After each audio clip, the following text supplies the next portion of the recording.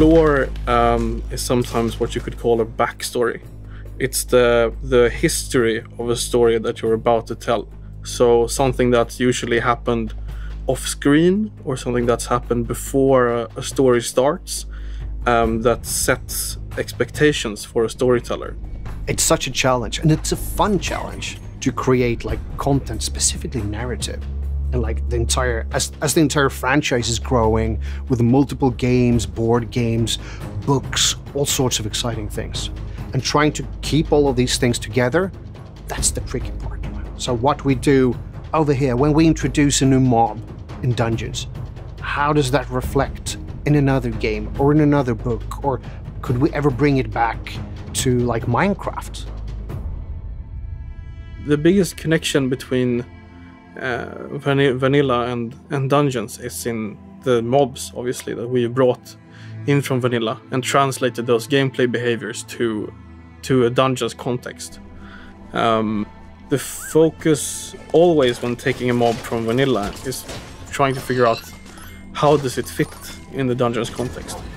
In Dungeons you have a clear enemy, right? You have the evil Arch-Illager and you're playing the game to defeat him. How do you go about that? How do you set up an interesting narrative, game mechanics-wise series of challenges? When we started making Dungeons, we knew that we needed to focus on the Illagers as sort of the main antagonistic force of the game.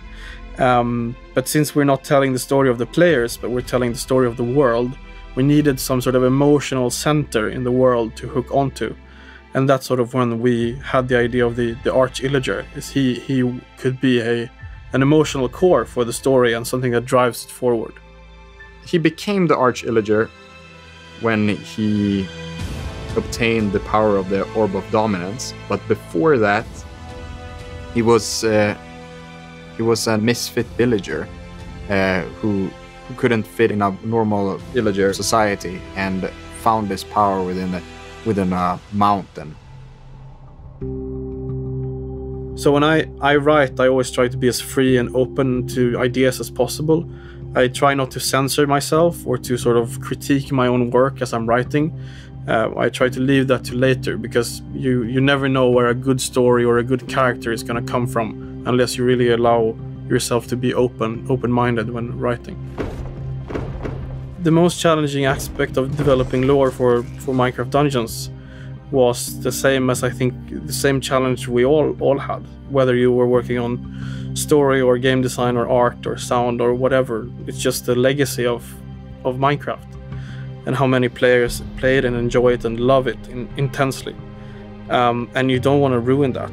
You don't want to spoil that for people. So to keep the dungeon story sort of growing over time, we want to continue to add stuff to the game, obviously. And Dungeons has a bit of a narrative. It's not super deep, super complex, but it does continue and grow, and there is a sense of progression for the player. So we're really looking forward to adding more to the narrative of Minecraft Dungeons and doing this together with the community.